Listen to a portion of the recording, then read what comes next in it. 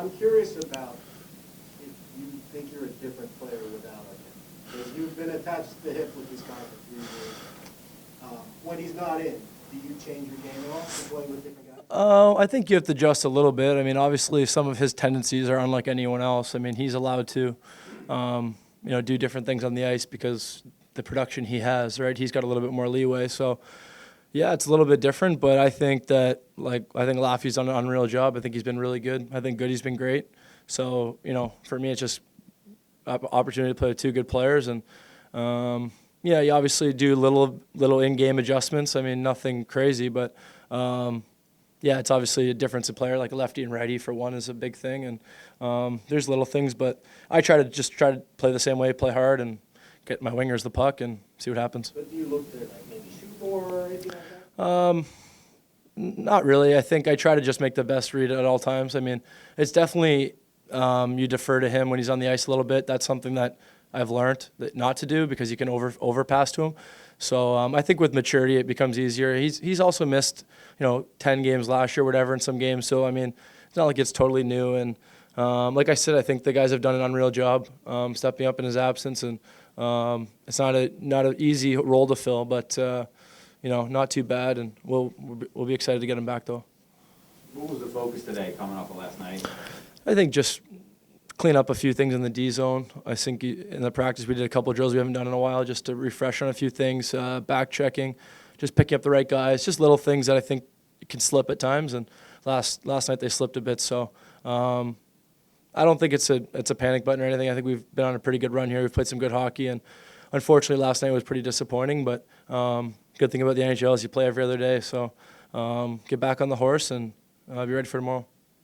You guys have had a couple little stretches where coaches talk about puck management, and that gives up the odd man rushes like we saw last night.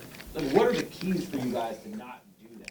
I think it sounds so cliche, but just be good at the lines. Like, be good at our blue line, the red line, and their blue line. I think if you want to really dummy things down, I think every game that we do control the puck and make smart plays at those lines, I think we have success because I think the puck's going north. I think the game's simple. We're more direct. And then the games we don't, we get into a bit of trouble. It becomes a bit of a track meet back and forth, and you feed their offense. So definitely an area of focus. I think we've definitely been better at it for sure. But last night was a nice reminder of how good you need to be against good teams, and I got no doubt that we'll clean it up. With the COVID thing, you now have, I guess, 3 guys in protocol.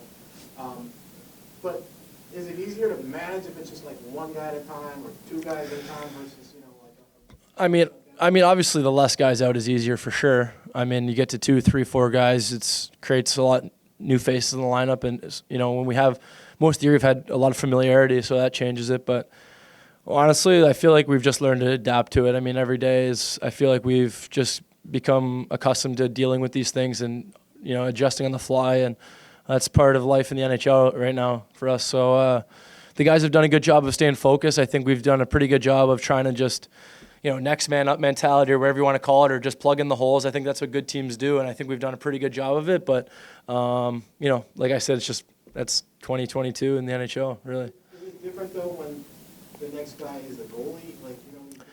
Well, I mean, Georgie and Kincaid have had COVID, so, I mean, I don't think they can get it again for a little while at least, so I think we're good in that sense. But, yeah, I mean, it's a challenge, right, when, you got to adjust day of the game, whatever like that. But like I said, if you would have asked me these things 3 years ago, we'd probably be like, yeah, this is crazy. But, I mean, we're just used to it now. Even game postponements and everything that goes on, I mean, that's just the new world we live in. So I think the guys have done a good job of adjusting to it, and a ton of credit to the trainers and the coaches for being patient and, dealing with these things as we go.